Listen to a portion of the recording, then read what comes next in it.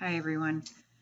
One of the next things that I want to talk about, which is clarified or classified as a stage of grief, is bargaining. But for myself, I actually did a lot of that during the last weeks of my son's life. I would sit there and I would just over and over my head, appeal to the higher power. If it's, and for everyone it's different. Some people it's God, some people it's, you know, their their spiritual realm is the universe.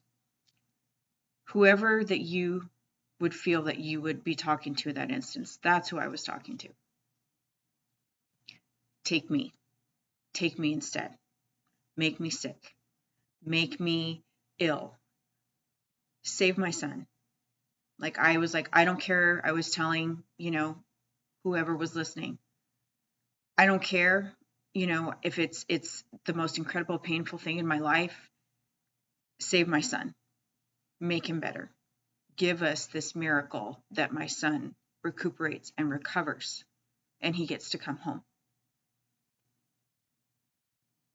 It never happened, obviously, because we are foolish at times thinking that what we want is the outcome. The preferred outcome that we want doesn't happen. Sometimes you're lucky and the preferred outcome that you get is what you wanted, but a lot of times it's not. I feel that, maybe so much, maybe bargaining too, a little bit after, in just the sense that you were telling, as I mentioned, whoever you believe is your higher power, you should have taken me. You should have taken me. You should have saved my son. You should have done this. You should have done that. And that kind of also interwoven with anger. But the whole bargaining thing, really for me, started taking place once they told us that there was nothing else that they could do for my son. That, for me, was also really difficult. You're sitting there watching your child suffer, and there's nothing you can do. It is a horrible, horrible feeling. And that was, I was by his bedside, as much as I could be every day. But that was one thing that just still haunts me to this day, and I think it will forever haunt me, watching his pain and knowing there was nothing I could do to take it away. And that's where the bargaining would come in. I'd be sitting at his bedside or standing there and watching the nurses administer more pain medication because he was hurting. And I would just start saying, please, just please make him better. Please, please save him. I don't care what it takes. I don't care what you do to me. Save my son. And, unfortunately, that didn't happen. Some people will still move through that after they've lost their loved one.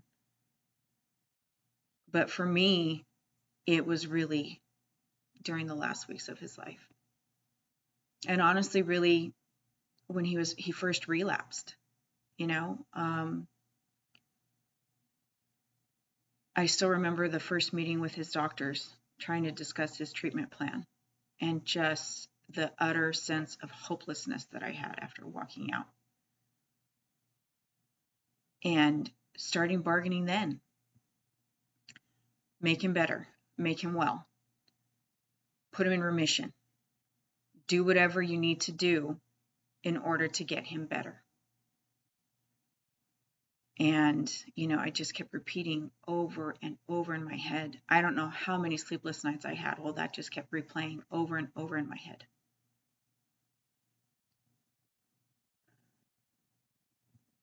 It is definitely an accepted part of the grief process. I think it's just a huge part of that whole process of going through, losing a loved one, losing a child. and watching them go through it. It was very, very difficult. And I'll talk about this more often and probably at length in another video. To see your child being brought into the world and then watching the light go out of their eyes. Watching them close their eyes for the last time. And I'm going to get emotional, guys, at times. It's just, it's part of my grief. I get emotional when I start telling certain stories. That in itself, yeah. And I'll talk about that another time. As always, thank you for listening. Thank you for being here. If you like my video, please feel free to share, to comment, to hit the follow button. And I will see you soon.